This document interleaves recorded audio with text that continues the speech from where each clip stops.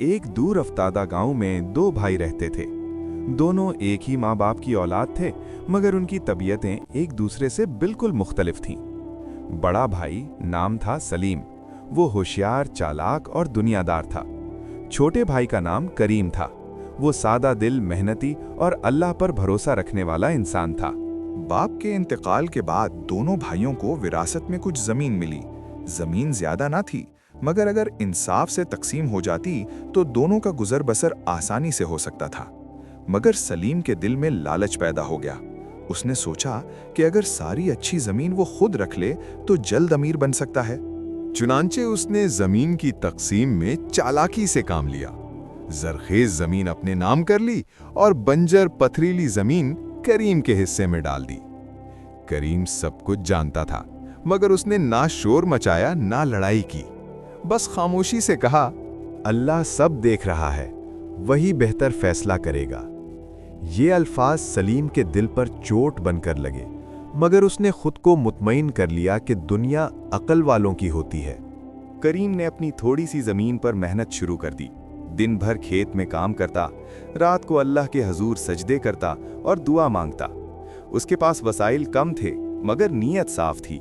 वो अब, ए अल्लाह, अगर तू राजी है तो यही मेरे लिए काफी है।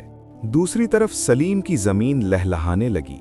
फसलें अच्छी हुईं, पैसा आया और उसने गांव में अपना रोब जमा लिया। मगर अजीब बात ये थी कि दिल का सुकून उससे कोसों दूर था। जितना माल बढ़ता उतनी ही बेचैनी बढ़ती जाती। घर में बात बात पर गुस्सा, बच्चों से बदसलूकी और बीवी से झगड़े मामूल बन गए। रात को नींद ना आती, दिल में हर वक्त एक खौफ सा रहता। कुछ साल गुजरे। एक दिन अचानक सलीम शदीद बीमार पड़ गया। शहर के बड़े डॉक्टर दिखाए गए, मगर बीमारी बढ़ती गई। पैसा था, मगर शिफा नहीं थी। जो दोस्त माल के दिनों में साथ थे, आहिस्ता आहिस्ता दूर हो गए। इसी दौरान करीम को खबर मिली कि उसका भाई सख्त बीमार है। लोगों ने उसे समझाया, वो तुम पर जुल्म कर गया, अब उसकी फिक्र क्यों करते हो? मगर करीम ने सिर्फ इतना कहा, वो मेरा भाई है और बीमार की खिदमत अल्लाह को पसंद है। अगले ही दिन वो सलीम के घर पहुंच गया। करीम रोज सलीम की तीमारदारी करता, दवा लाता, पानी पिलाता, खामोशी से उसके सरहाने बैठकर दुआ करता। न ताना, न शिकवा, न माजी की कोई बात। सलीम ये सब देखकर हैरान रह गया। एक दिन कमजोर आवाज में उसने पूछा, करीम, मैंने तुम पर जुल्म किया था, फिर भी तुम मेरी खिदमत क्यों कर रहे हो? करीम ने नरमी से जवाब दिया, मैं ये सब तुम्हारे लिए नहीं, अल्लाह के लिए कर रहा हूं। अगर मैं बदला लेता तो शायद दिल को सुकून न मिलता, मगर माफी से सुकून मिलता है। ये अल्फाज सलीम के दिल में तीर की तरह पेवस्त हो गए। उसकी आंखों से आंसू बहने लगे। सलीम ने रोते हुए कहा, आज मुझे एहसास हुआ कि मैंने जमीन नहीं, अपना सुकून छीन लिया था।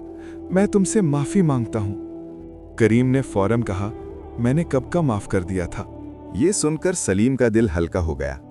चंद दिनों बाद उसकी तबीयत संभलने लगी। डॉक्टर भी हैरान थे। वो खुद कहता, शायद माफी और सच्चाई ने मुझे शिफा दी है। सेहतयाब होते ही सलीम ने सबके सामने ऐलान किया कि वो जमीन दोबारा इंसाफ के साथ तकसीम करेगा। उसने करीम को उसका हक लौटा दिया, बल्कि कुछ इजाफी भी दिया। मगर करीम ने कहा, मुझे जमीन से ज्यादा तुम्हारा बदला हुआ दिल अजीज है। गांव के लोग ये मंजर देखकर हैरान रह गए। जो कहानी पहले जुल्म की थी, अब मुआफी की मिसाल बन चुकी थी। वक्त गुजरा, दोनों भाइयों की जिंदगियां बदल गईं। सलीम अब पहले जैसा मगरूर नहीं रहा था। वो नमाज का पाबंद हो गया, गरीबों की मदद करने लगा और अक्सर कहता, अगर करीम मुझे माफ न करता तो शायद मैं कभी न बदलता। करीम की थोड़ी सी जमीन में अल्लाह ने ऐसी बरकत दी कि उसकी फसलें दूर दूर तक मशहूर हो गईं। मगर वो आज भी सादा रहता और कहता, बरकत माल में नहीं, नीयत में होती है। एक दिन गांव के एक बुजुर्ग ने दोनों भाइयों को देखकर कहा, आज तुम दोनों हमारे लिए सबक हो।